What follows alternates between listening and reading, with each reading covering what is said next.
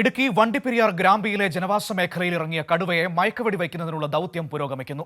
കടുവയെ വനംവകുപ്പ് സംഘത്തിന് ഇതുവരെ കണ്ടെത്താൻ കഴിഞ്ഞിട്ടില്ല.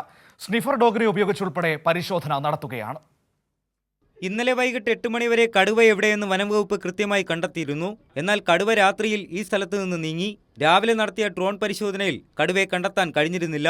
തുടർന്നാണ് സ്നിഫർ ഡോഗിനെ തേക്കടിയിൽ നിന്ന് എത്തിച്ച് തിരച്ചിൽ തുടങ്ങിയത്.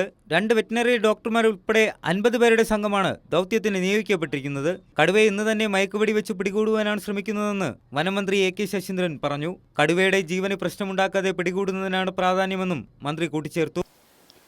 പക്ഷേ ഇതുവരെയായിട്ടും ആ പ്രക്രിയ പുരോഗമിച്ചിട്ടില്ല. 2 ദൗത്യങ്ങൾ ഒരേ സമയം നമുക്ക് വനംവകുപ്പിൽ നിർവഹിക്കേണ്ടതായി വരുന്നുണ്ട്. ഒന്ന്, വന്യജീവിയെ സംരക്ഷിക്കുകയും മനുഷ്യനെ രക്ഷിക്കുകയും ചെയ്യുന്ന 2 ദൗത്യം ഏറ്റെടുക്കുമ്പോൾ ഉണ്ടാകുന്ന ഒരു വലിയൊരു സംഘർഷമുണ്ട്, മാനസിക സംഘർഷമുണ്ട്. അതേസമയം കടുവയെ പിടികൂടാൻ വൈകുന്നതിൽ നാട്ടുകാരും പ്രതിഷേധത്തിലാണ്. എന്താ പറയുക, പേടിയിലാണ്. ഇവിടെ ജനങ്ങൾ മൊത്തം പേടിച്ചിരിക്കുക. ഇന്നലെ 4 ദിവസമായിട്ട് കടുവ ഈ മേഖലയിലുണ്ടായിരുന്നു, പിടിച്ചിട്ടില്ല. ഇന്നലെ സുഖമായിട്ട് പിടിക്കായിരുന്നു.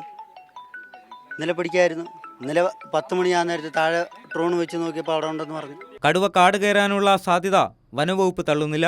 എന്നാൽ ഇക്കാര്യത്തിൽ ഉറപ്പുവരുത്തുന്നതുവരെ നിരീക്ഷണം ശക്തമായി തുടരുമെന്നും വനം വകുപ്പ് അധികൃതർ വ്യക്തമാക്കി. കൈരളി ന്യൂസ്, ഇടുക്കി.